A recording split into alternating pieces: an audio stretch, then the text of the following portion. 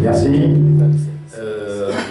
Je voudrais tout simplement par la présidente confirmer que lors de la réunion de compte-rendu, de la réunion avec le pasteur Clagbar, compte-rendu fait par Maître Zeus Saint-Jamon, il nous a confirmé effectivement que tous les participants à cette réunion du mercredi avaient approuvé l'idée d'accorder, de faire la concession de l'accord du troisième mandat à Fort. Pas candidature, un mandat. Dans la réunion. Et maintenant, il était question qu'après cette réunion, un compte-rendu soit fait aux instants des différents, au nom desquels les différents participants ont assisté à cette réunion. Et au niveau de la synergie des ODDH, c'est bien évidemment ce qui a été fait à la réunion de mercredi dernier. Et c'est pourquoi nous vous disons que sur la base de ce compte-rendu et le débat qui a suivi, nous nous sommes immédiatement démarqués de cette position. Et pour marquer une clarté sur cette question-là, nous avons notifié à nos amis de la synergie des ODDH notre retrait de notre association à leur mouvement. Étant entendu que nos deux organisations, à savoir le Ballet citoyen du Togo, qui est une organisation de la société civile, comme l'association de Nicodème Abia, n'étaient pas au départ membres de la synergie des ODDH qui s'est constituée avec une coordination en bonne et due forme. Nous les avons rejoints par la suite comme organisation de la société civile pour mener ensemble le combat pour arracher les réformes. Et donc, nous ne sommes pas partis de la synergie en tant que telle, mais nous étions plutôt des organisations de la société civile associées à CAP 2015.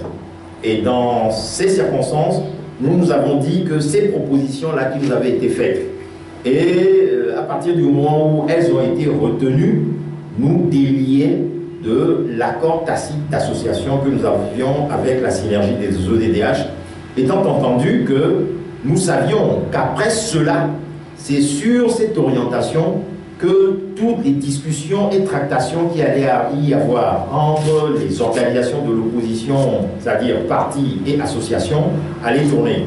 Puisque c'est de la même manière que les choses ont fonctionné en 2013 pour finalement conduire, après de multiples pressions sur les organisations, à les entraîner vers les législatives qui a eu cette année-là.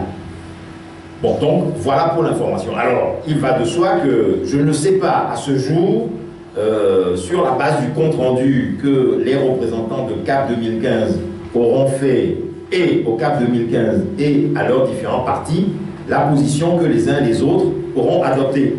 Mais je pense que c'est à vous, journalistes, qu'il appartient de les approcher et de leur demander premièrement si leurs représentants à la réunion avec le pasteur Clagbar ont bel et bien participé au consensus qui a été fait sur la question d'accorder ce troisième mandat, et si le regroupement en lui-même et ses différentes composantes, c'est-à-dire les différents partis membres de CAP 2015, ont adopté ce consensus-là qui a été fait lors de cette réunion. Donc il y a deux questions à poser là-bas, et vous aurez la réponse, et il serait de bon ton que vous la fassiez connaître au peuple togolais pour son édification. Ensuite, la question a été posée par le deuxième intervenant de savoir ce que c'est que le mouvement Tchomwe. Est-ce que sur le mouvement Tchomwe lui-même, son origine, comment c'est venu, la dénomination, etc. Je laisserai tout à l'heure Abia Nicodème y répondre et vous comprendrez pourquoi. Mais ce que nous avons dit est très clair, parce que lorsque la question a été posée par M. Joachim, il a expressément demandé s'il s'agissait d'appeler au boycott et au non-vote pour le candidat de l'opposition à l'occasion de cette élection. Mais nous avons dit clairement dans notre plateforme que pour nous nous mobilisons pour organiser le boycott de toute élection présidentielle qu'il y aurait dans les circonstances actuelles. Ça veut dire également que nous appellerions au boycott de tout candidat de l'opposition ou ce réclamant de l'opposition qui participerait à cette élection-là. Ça, c'est, je veux dire, ça coule de source, c'est d'une logique implacable. Et donc, nous allons commencer dès maintenant à, disons, défoncer des portes ouvertes. Puisque chacun sait ici que les prochaines ou la personne présidentielle envisagée, le peuple togolais n'en veut pas. Vous allez dans toutes les maisons, vous allez dans tous les foyers, vous allez dans toutes les villes, vous allez dans tous les hameaux. Et les réunions, le meeting que nous avons tenu à Sokolé samedi dernier, et la tournée qu'a faite Achadam Tipi dans toute la région centrale, il vous en fera le compte rendu tout à l'heure, nous ont permis de constater que cette volonté de boycott est unanime au sein de tout le peuple togolais, du sud jusqu'au nord du pays. Et donc, ceux qui veulent ramer à contre-courant de la volonté populaire, eh bien, libre à eux de le faire. Nous sommes en démocratie, ils ont le droit d'aller vers les populations, de leur parler. Nous aussi, nous avons le droit d'aller vers les mêmes populations pour leur dire de confirmer leur volonté de boycott de toute élection présidentielle à venir. Et les moyens que nous allons utiliser, ce sont les moyens de la mobilisation. Vous verrez, on vous dira tout à l'heure, nous avons commencé, avant même le lancement du mouvement, puisque les discussions étaient en cours entre nous, à partir du meeting de Sokolé, mais soyez sûr que nous n'allons pas nous en arrêter là. Je vous dirai également, pour vous apporter une information, que dans le même temps où nous menions les concertations entre nous, nous la menions également avec beaucoup de regroupements de la diaspora. Et je puis vous assurer aujourd'hui que même quelque part, c'est avec le soutien, pour ne pas dire la pression active de nos frères de la diaspora que nous nous sommes engagés dans cette voie. Nous qui sommes ici, vous savez que nos positions sont bien connues tant au plan national que dans la diaspora togolaise. Et nos frères de la diaspora nous ont interpellés à reprises sur ce que nous entendions faire dans la prochaine période. Nous avions dit, dans un premier temps, qu'il y avait un processus en cours, puisque, comme on vous l'a indiqué tout à l'heure, il y avait l'initiative de la constitution d'un cadre impulsé par Maître Ajavon Zeus avec Achadam Tipi, et nous leur répondions que nous attendions de voir jusqu'où irait ce processus, avant de prendre une position contraire. Alors, l'évolution de la situation nous permet de comprendre que nous avons bien fait, parce qu'aujourd'hui, le débat est clarifié. Il y a ceux qui veulent aller aux élections et accompagner un processus électoral qui immanquablement va vers la légitimation de la mascarade électorale servant à maintenir fort au pouvoir. Et il y a ceux qui sont contre, que nous sommes. Avec une grande majorité du peuple togolais, nous le constatons de jour en jour sur le terrain. C'est cela la réalité, et c'est avec elle qu'il faut composer dans la prochaine période.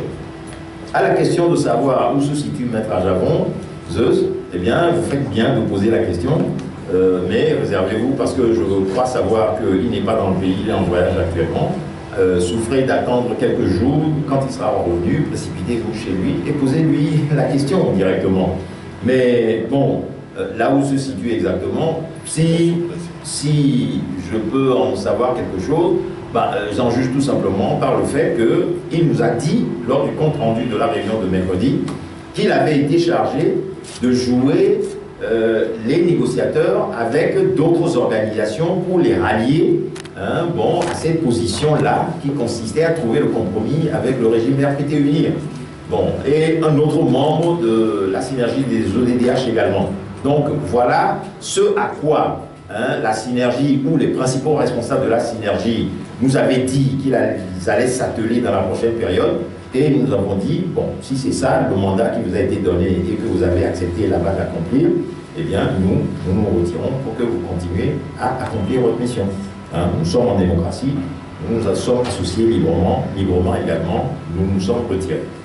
Maintenant, sur la question personnelle qui m'a été posée de savoir ce que je pense de Maître Isabelle Améganli de l'ANC, dont je ne suis pas proche. Non, je suis un membre de la famille Améganli. Maître Isabelle Améganli est ma sœur, direct, le même père, le même mère. Mais vous savez, c'est une excellente illustration de ce que, en politique, on peut naître dans la même famille, mais ne pas avoir les mêmes idées. Et je puis vous assurer que ce qui se passe là n'est pas nouveau. Même dans l'histoire de la lutte pour la conquête de l'indépendance nationale au Togo, eh bien, il y a eu la même situation dans la famille Olympio.